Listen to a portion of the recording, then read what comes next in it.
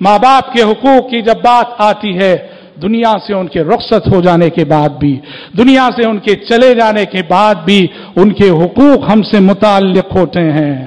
وہ زندہ ہو یا وہ وفات پا چکے ہو، وہ ہمارے گھر میں ہو یا وہ قبر میں سو رہے ہو، بہر صورت ان کے حقوق ہم پر اولاد ہونے کی حیثیت سے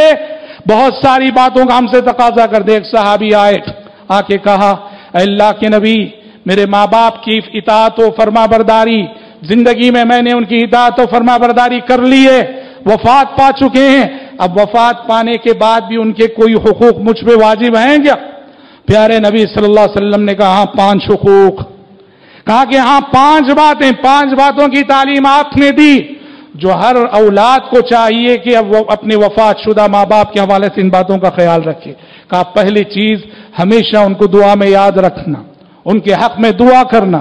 جب بھی دستے دعا اٹھے اللہ سے مانگنے کے لیے، جہاں ہم اپنے لیے مانگتے ہیں، اپنے ماں باپ کے لیے مانگے، ان کی برزخی زندگی کے لیے، ان کی قبر کی زندگی کے لیے، ان کے سفر آخرت کے لیے، ان کے حساب و کتاب کے لیے ہمیشہ آسانی کے لیے دعا کرنا۔ کہا دعا، پھر کہا استغفار والاستغفار لہما، استغفار دعا میں آ گیا، لیکن خاص طور پر جس دعا کی ضرورت ہوتی ہے وہ دعائے مغفرت ہے، اور دعائے مغفرت کوئی بھی کرے وہ فائدہ پہنچائے گی، لیکن سب سے زیادہ جن کی دعائے مغفرت فائدہ پہنچاتی ہے وہ ہے اولاد۔ اولاد جس خلوص سے مغفرت کی دعا کرے گی، اولاد جس طرح سے تڑپ کر دعا کرے گی، اولاد جس درد سے دعا کرے گی دوسرے اس درد سے نہیں کرتے۔ اس لیے ماں باپ کو قبر کی برزخ کی زندگی میں سب سے زیادہ اولاد کا استغفار جو ہے فائدہ پہنچاتا ہے۔ کہا الاستغفار لہما،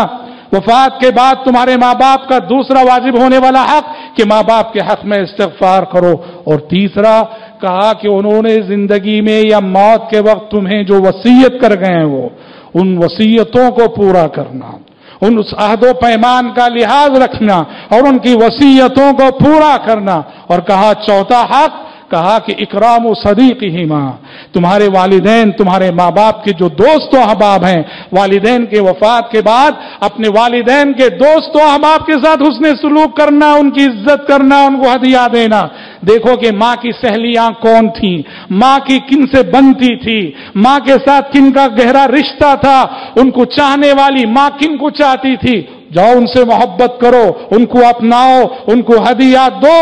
اور دیکھو کہ باپ کے دوست کون تھے جن سے مل کر تمہارا باپ خوش ہوتا تھا، ان کے ساتھ حسن سلوک کرو۔ اور 5واں حق کہا وصلۃ الرحم الذی لا توصل الا بہما، کہ دونوں طرفین سے ماں باپ سے جڑنے والی رشتہ داری کا لحاظ رکھنا۔ ماں سے جڑنے والے رشتہ دار ننیال اور باپ سے جو رشتہ داری ددیال، ننیالی اور ددیالی رشتوں کا زندگی میں ہمیشہ لحاظ رکھنا، یہ والدین کے دنیا سے رخصت ہو جانے کے بعد ان کے ساتھ حسن سلوک کا اعلیٰ ترین مظہر ہے۔ حضرات سچ کہیں، کامیابی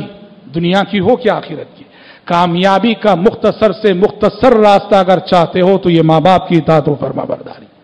سعادت مندی دنیا ہو کہ آخرت کی، دنیا اور آخرت کی سعادت مندی مختصر سے مختصر عمل کے ذریعے حاصل کرنا چاہتے ہو، یہ ماں باپ کی اطاعت و فرما برداری ہے۔ رتبے،